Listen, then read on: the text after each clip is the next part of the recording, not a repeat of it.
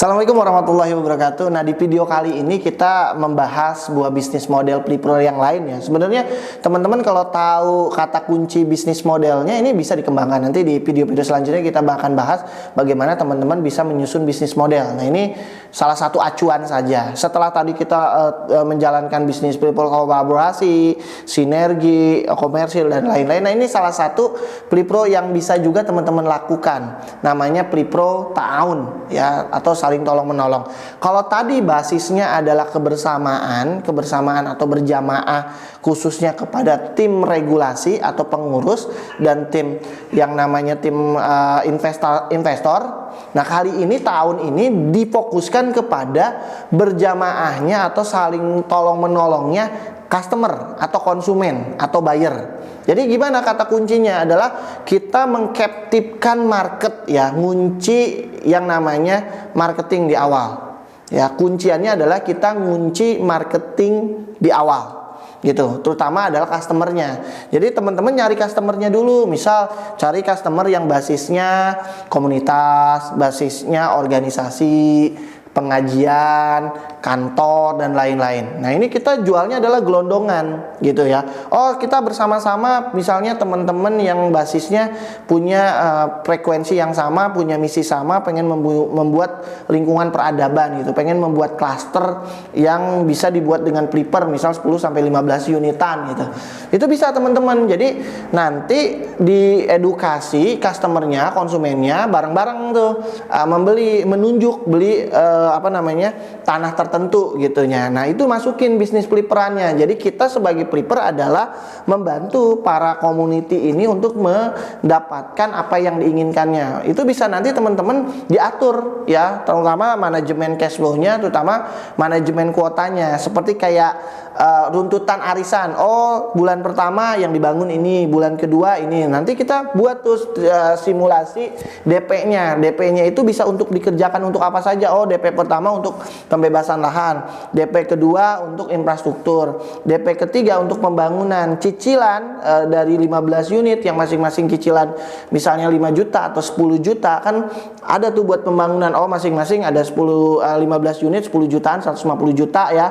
Cicilan pertama untuk nomor 1. Nanti bulan kedepannya cicilan kedua kumpul 150 juta untuk yang kedua. Nah, itu jadi dikaptifkan marketnya dengan cara bareng-bareng dan harus bisa diedukasi, ngerti tuh. Jadi bangunnya nggak serentak tapi inden bertahap sesuai dengan kuota yang digunakan. Jadi kunciannya adalah dalam bisnis flipper tahun ini adalah pertama ada bisnis flipperan itu sendiri. Yang kedua, konsumen itu harus sudah teredukasi bagaimana serah terimanya itu dibentuk, tidak sesuai dengan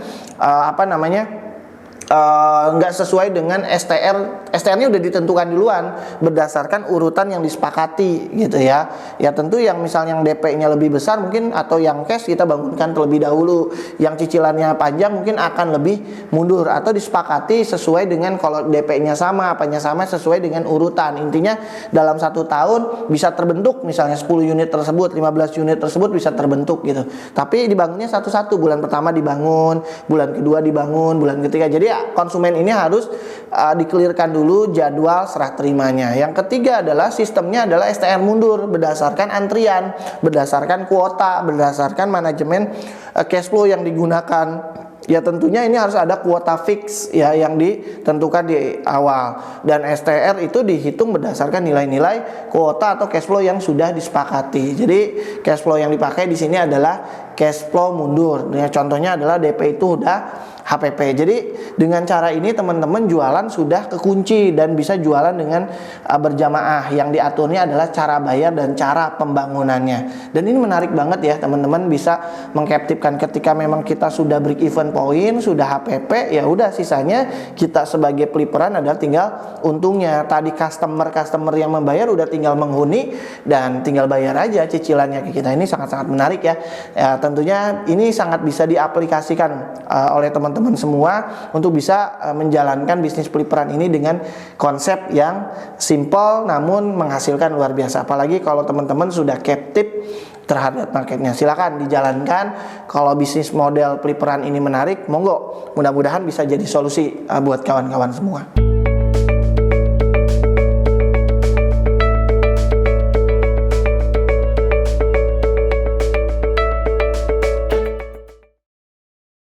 Nah, Plipro yang selanjutnya, bisnis model yang bisa teman-teman kembangkan adalah Pliperan dengan membangun interiornya. Jadi yang di Plipnya tadi, kalau bisnis model yang tadi urutan pertama, kedua, dan sekiannya itu lebih banyak menggabungkan bagian luarnya atau merubah semuanya. Nah, kalau teman-teman menjalankan bisnis model ini adalah yang di Plipnya atau yang di Plipernya itu interiornya. Misal ada interior jelek, desainnya lama gitu. Kita pengen rubah menjadi sebuah bagus. Jadi ini bisnis interiornya yang dirapihin. Jadi bisa di desainnya, bisa di interiornya, mungkin bisa di furniturnya, bisa di yang lain-lainnya. Jadi kita ngeplip atau makeover bagian dalamnya gitu ya. Nah, ini menjadi kuncian dan ini juga sangat menarik. Kayak bisnis rumah sekarang butuh jasa-jasa makeover ruangan, makeover kantor, mungkin makeover podcast, makeover yang lain-lain gitu ya, interior dalamnya. Nah, ini bisa juga teman-teman plip, bukan hanya luarnya tapi dalamnya. Bisa digunakan bisa di apartemen yang kosongan, kita ngeplipnya adalah apartemen yang isian. Jadi kita bisa dapat keuntungan dari desainnya, dari furniturnya, atau dari jasa-jasa lainnya. Jadi intinya Pliperan interior ini adalah kata kuncinya ada desain lama, kita bentuk desain baru. Nah, itu jadi Pliperan interior. Nah, kunciannya adalah pertama teman-teman memahami bentuk dari interior lamanya. Kira-kira mana ya yang akan diperbaiki, yang akan didesain, penggunaan bahan apa, menggunakan cat apa, menggunakan furniture apa, dan lain-lain. Yang kedua kunciannya adalah teman-teman memahami perhitungannya ya.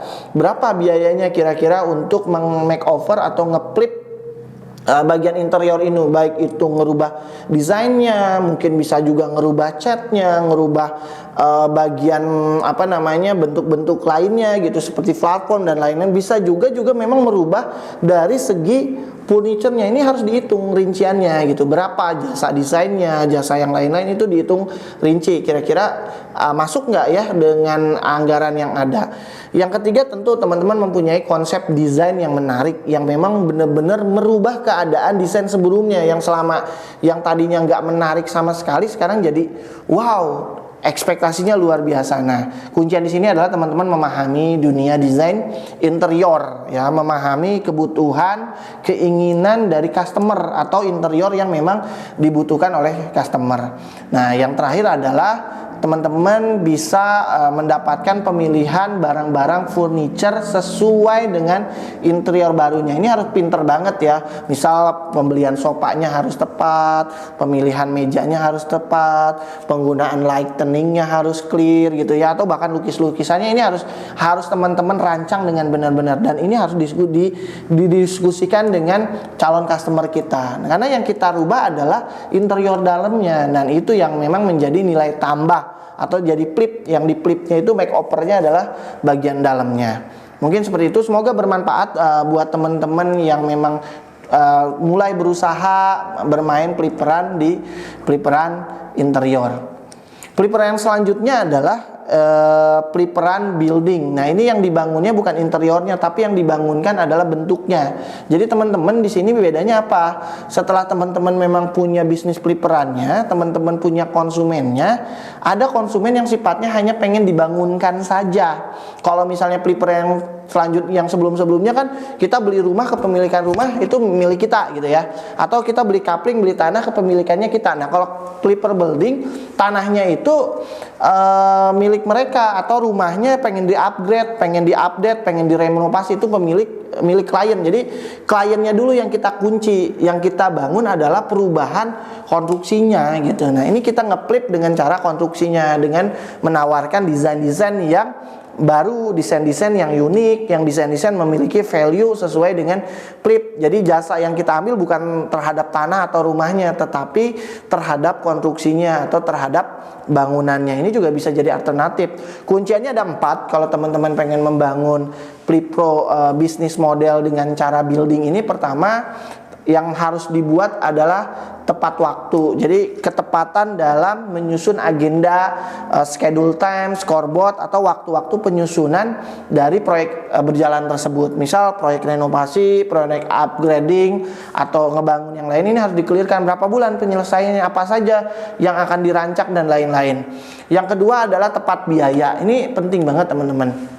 Ya, yang perlu dipertimbangkan adalah teman-teman memahami mengenai biaya-biaya yang bakal keluar, parameter-parameter biaya yang bakal muncul. Ya, kira-kira perbaikan ini biayanya berapa, menggunakan bahan ini berapa lama ini berapa. Nah, ini biayanya harus clear. Ya, rumah kecil dengan rumah besar tentu beda. Rumah update yang 1 lantai dengan rumah 2 lantai tentu beda. Nah, ini teman-teman harus bisa menguasai penguasaan biaya gitu. Atau yang ketiga adalah kuncinya adalah teman-teman menguasai tepat konsep.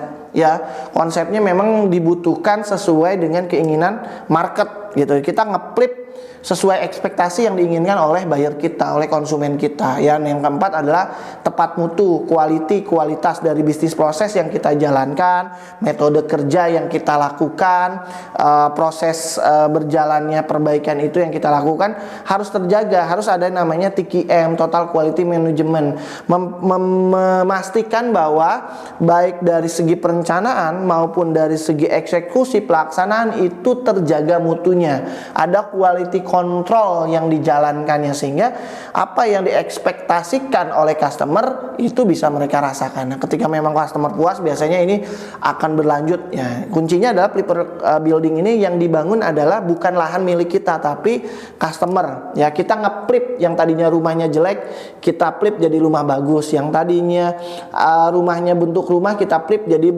bentuk komersil dan lain-lain. Nah, ini bisa jadi pertimbangan buat teman-teman membuat sebuah konsep bisnis model Flipperan. Kira-kira dari beberapa rincian bisnis model yang kita coba sampaikan kepada teman-teman, silakan teman-teman mulai video kali ini dipilih gitu.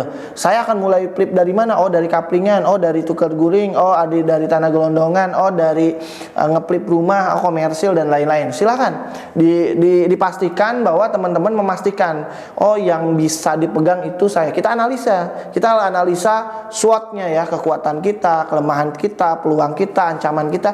Kira-kira nanti di SWOT disimpulkan mana yang cocok untuk kita gitu ya dengan bisnis. Silakan memulai. Yang penting adalah setelah teman-teman melihat video ini, teman-teman tahu akan mulai dari mana, step by stepnya bisa teman-teman lakukan. Semoga bermanfaat beberapa gambaran bisnis model di Flipper yang teman-teman bisa ambil, dan tentunya pengembangannya di video-video selanjutnya akan banyak gitu ya, dan teman-teman sendiri setelah ini juga bisa mengembangkan bisnis model Flipperan yang lebih masif lagi, yang lebih unik lagi, yang lebih besar lagi dan lain-lain. Ya, semoga bermanfaat. Nanti di video-video selanjutnya kita akan pertajam lagi bagaimana framework bisnis Flipperan ini bisa berjalan. Terima kasih banyak. Assalamualaikum warahmatullahi wabarakatuh.